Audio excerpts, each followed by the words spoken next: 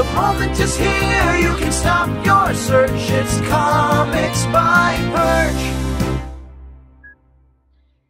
Hey everybody, this is Perch. Do stunts work? So first off, what is a stunt?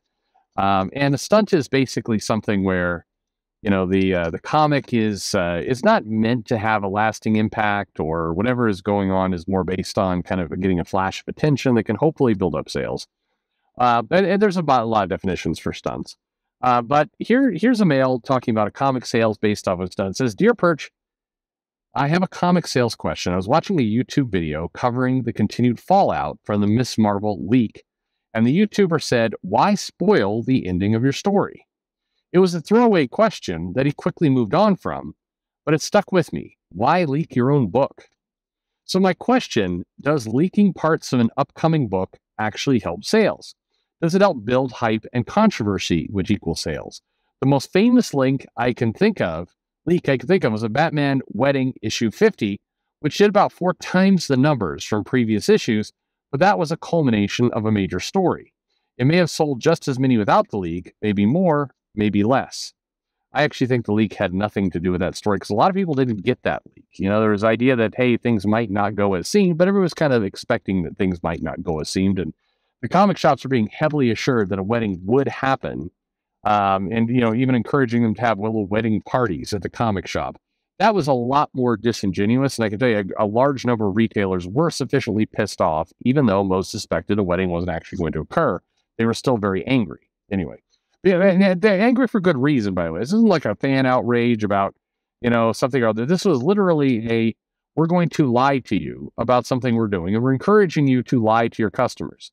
You know, as soon as it was like, we're going to have contests for shops that have the best wedding party and that kind of stuff, and, you know, this is a big event, and you should order wedding themed, you know, decorations from your store. I mean, that was the kind of stuff DC was doing. They knew that was all bullshit, that we were not getting a wedding for sure, and that deserved every bit of outrage that it got, quite frankly. And then to top it off, Tom King decided to do the "I am a victim. People are angry at me. I had to hire a bodyguard to follow me around because of that story," which one is in itself another stunt, because it was not a bodyguard. It was a friend of his that was offering to, quote unquote, play a role of a bodyguard, not actually be a bodyguard. And so the entire thing, look, I mean, whatever else you think of Tom King and other things, and other people like, nah, but he's okay. Yeah, but that was a dick move. It was a dick move from DC. It was a dick move to go and push to get your editor, Mark Doyle, fired. And it was a dick move to then pretend that you were in danger. Because at times people actually are in danger. There actually are legitimate threats out there. And so doing a big stunt around it was low class. Full stop. And if it was my company, that would be the end of him at my company. Don't give a shit what he sells. Anyway, back to the mail. It says, "It's likely there's no real definitive answer to this, but if you come up with an answer while driving about, it's you. Part of me thinks at least someone at Marvel does think leaks help sales and leak the panels for Spider-Man to push just that. That implies a business acumen that they failed to show before. Thanks for reading my mail." I think the odds, I would say the odds that Marvel leaked that story, that they leaked those panels, are 100%. Sorry, I know people at the company who've kind of been involved in shenanigans in the past. Almost guaranteed Marvel leaked that story, or leaked those pages. And so do leaks and does hype help sales? It depends on what your goal is. In this case, the goal was to build up momentum around this shocking death.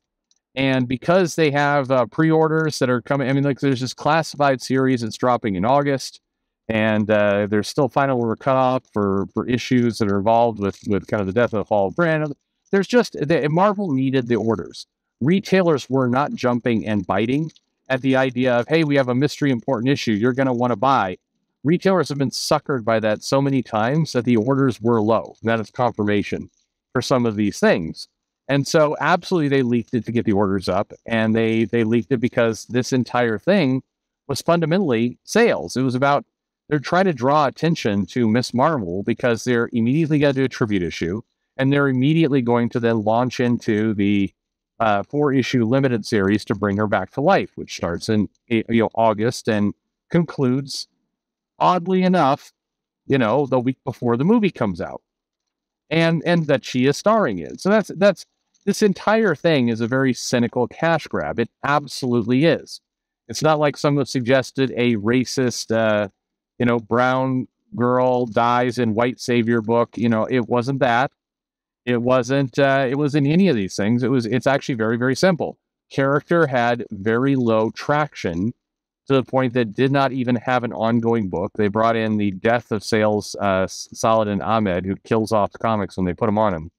And he did this. He did this series, and the sales were abysmal, and they canceled it. And then they did some limited series that also didn't really move the needle.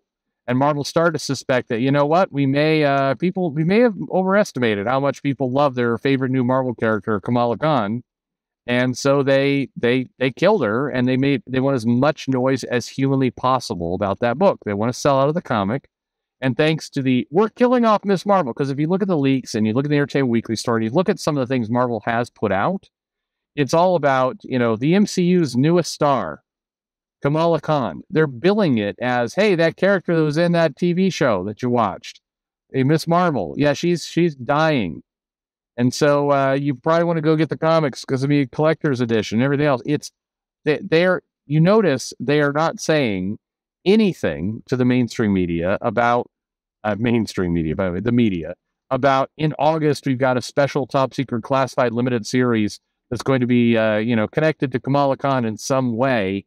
Oh, and by the way, you notice in the Entertainment Weekly, but have no fear. We've got the X-Men Mutant Island that can bring her back to life. Super easy, barely an inconvenience. It's gonna be really easy. Oh, what? It's a cheap cash grab? Well, you're gonna have to get all the way off our backs on that one, because we're just gonna cram this thing through. All right, how's that? Right? Wow. Anyway, I don't know. Okay, I'm just throwing out punchlines at this point. Why are they doing this? Because money. Okay, I'll stop now. That's why they're doing it. So absolutely, it does lead to sales when the goal is a very, very cynical, a cash grab. That's what it is. By the way, I apologize. It sounds, every now and then it starts raining while I'm driving around doing a video, and it started raining now. And the rain is picking up, and this is when people are like, what are you doing? Are you like randomly popping popcorn while filming this video? Yeah, I have a popcorn popper in my car. That's how I roll. No, it's a little bit of rain, and we're coming to the end here anyway. But definitely it's a cash grab. Absolutely, there's historical proof that it does work. People will come in, they'll grab this issue up, they'll think it's a collector's item.